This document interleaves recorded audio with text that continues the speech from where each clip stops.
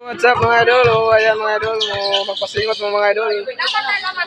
Diring dapita mga idol, comment lang mo mga idol. Ayan, barato rin entrance fee mga idol, 150 ra mga idol. Ayan mga idol. Nindot tag court dire mga idol. Kung gusto lang mo pasingot diya, comment lang mo kay mag-chat-chat ra ninyo.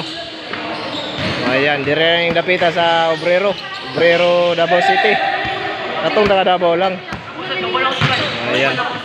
Nindot kay court mga idol.